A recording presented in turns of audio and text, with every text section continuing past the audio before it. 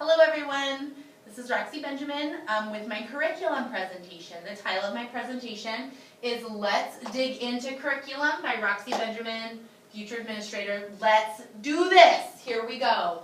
So we're going to start off with my personal definition of a curriculum. I really liked the definition that talked about the experiences of the learner, and I loved that this definition was rooted in Dewey. I love his philosophies.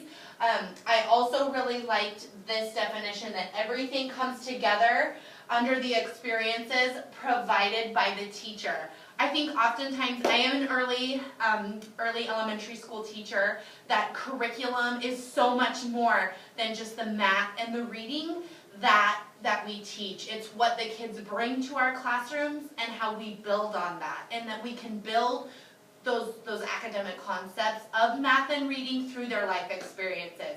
I think field experiences are really important, especially with the students we're seeing that come in from a lower socioeconomic status, to build that background knowledge. So anyways, and also I make a point here just to write about that it's not just about the scholarly material being covered. I think that if we neglect the whole learner, then what are we doing? I think we really need to not only grow the academic side of a child's development, but also their social, emotional, different things like that as well. I've added some questions down here that if I were presenting this to the staff, I would have them discuss in small groups. What does curriculum mean to you? Would be the question I would pose to them. Here are just some personal thoughts on curriculum. If we lose sight of our learners when developing or choosing a curriculum, then all hope is lost. I think that we don't fit our learners to the curriculum. We pick a curriculum that fits the needs of our learners, and I think that that's where that starts. I know that seems a little bit difficult giving the standards that we're meant to teach, but there's different methods and different ways that we can teach those standards, taking into account the individuality of our students. When we fail to acknowledge the needs and background experiences is when of our learners, then all hope is lost. If we lose sight of our clientele in our elementary school, or in any of our schools for that matter, regarding the instruction that we're developing, then I think we need some redirection to take place in what we're doing in the classroom. Here's just a little picture, or maybe a comparison that I did to detail a little bit more about how I feel about curriculum. Curriculum to me is an avenue or a street. The teachers use the objective learning experiences bus to transport the students along the curriculum avenue to the final destination of graduation or life goals. I don't think curriculum is the goal. I think that graduation or jobs or life skills are the goal. Curriculum is just a set of ideas and a set of ways that are scoped and sequenced in an orderly fashion to get the kids to that point. Curriculum approach. I had a little bit of a difficult time finding one approach that really appealed to me. I think with everything, the more I take this class, the more I learn that there's never an X equals answer in education, that maybe the answers that we find or the opinions we have are on a continuum of best fit or good fit, right versus wrong, that there's never that X equals answer when we're dealing with students who are always inherently different. So approaches are on a spectrum of more appealing to less appealing. The first approach I decided to talk about was the managerial approach. I have to tell you, philosophically, it wasn't my favorite approach, but it seemed the most practical. Plan curriculum in terms of space, programs, schedules, personnel, and departments.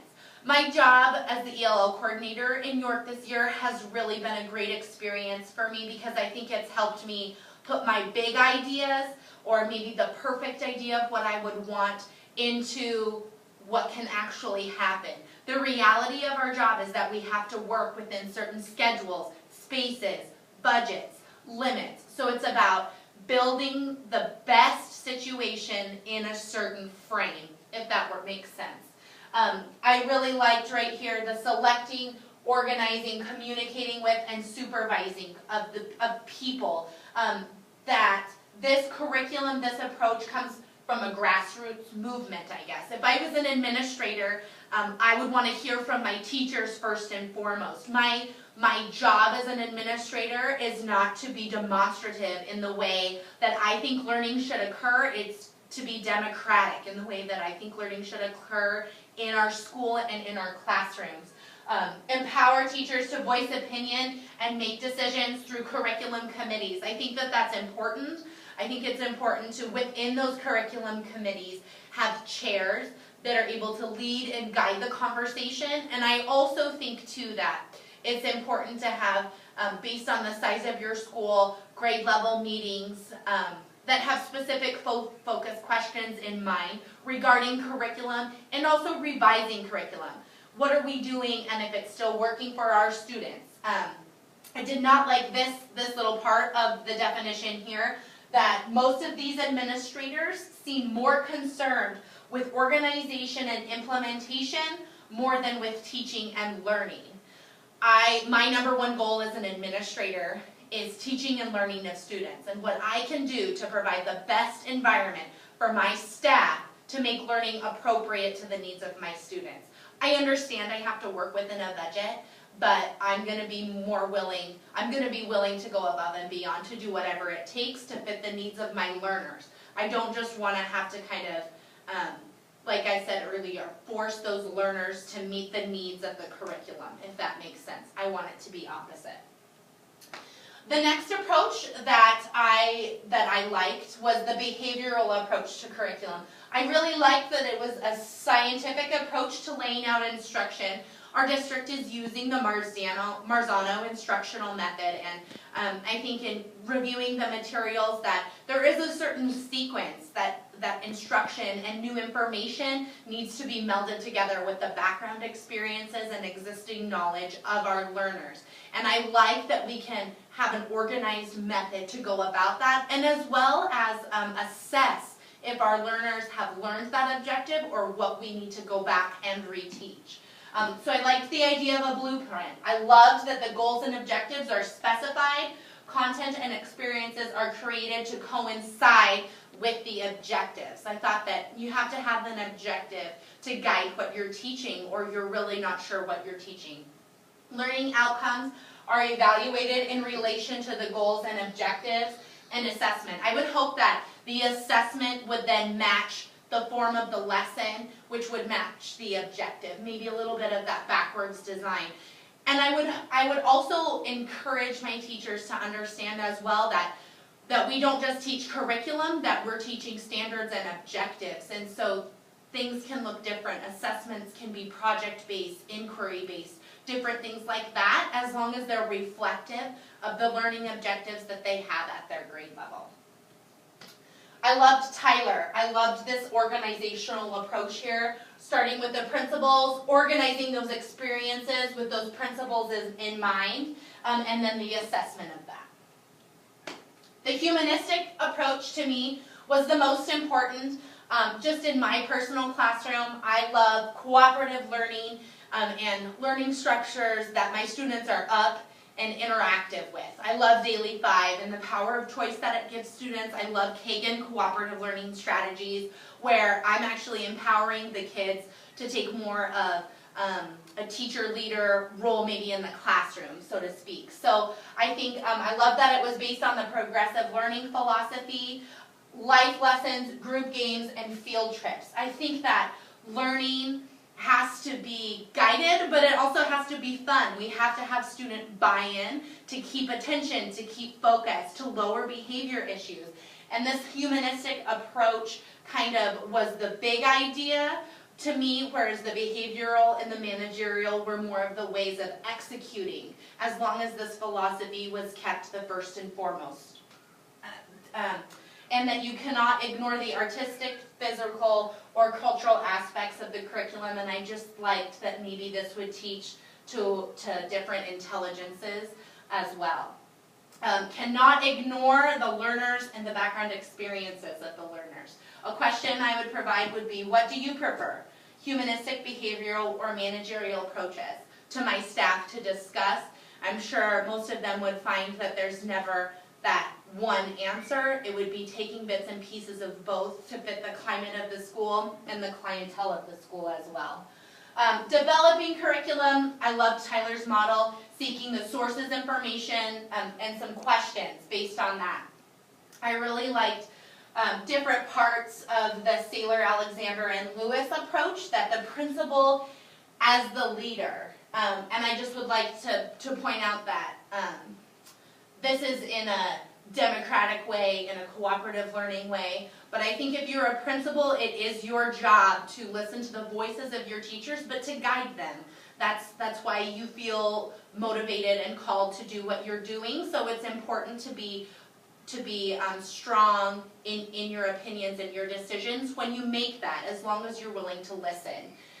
Use the systems model, I like that. This definition right here was most aligned with my experience in regarding developing curriculum, and also right here, I would again utilize the humanistic approach and the buzzwords that I liked. We're thinking about the concerns that students would have and how to diagnose those specific concerns. It just made me think more in terms of students as a whole learner, not just about their NISA score, if that makes sense, and the attention to learners that specifically gave. Curriculum implementation. Here are some of the guidelines that I would use to implement curriculum at my school. Choices and decisions need to come from the teacher. I firmly believe that. Teachers are the ones that are teaching it, so they need to have a voice. Like I said, there needs to be guidance from the principal. It's not a dictatorship, but it can have a democratic fashion with leadership. Teachers need to have a voice. Administrators guide that process. That means maybe by providing structured methods for them to discuss, whether it's at a staff meeting with individual grade levels, and making sure that you stay on topic, and also that you have some follow through with the decisions that they make. As always, the curriculum needs to be in line with the philosophy of the school and the goals of the school. I wrote right here that my IFA experience when I was in Montana, we had a program called Indian Education for All, and I went to a training my first year when I was there, and they made us, or they allowed us basically to devise standards of learning based on the needs of the students. And my first question when we were in this group discussion was, well, how are we going to assess this?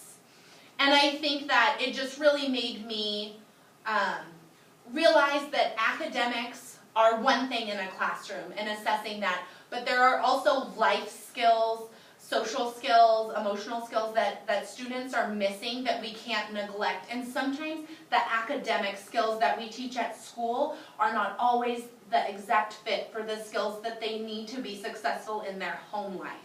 And so I've had that experience, and I just want to make sure to keep an open mind to the background of my students, as well as standards alignment. I think it's essential that grade levels teachers participate in vertical as well as horizontal standard alignment with curriculum implementation.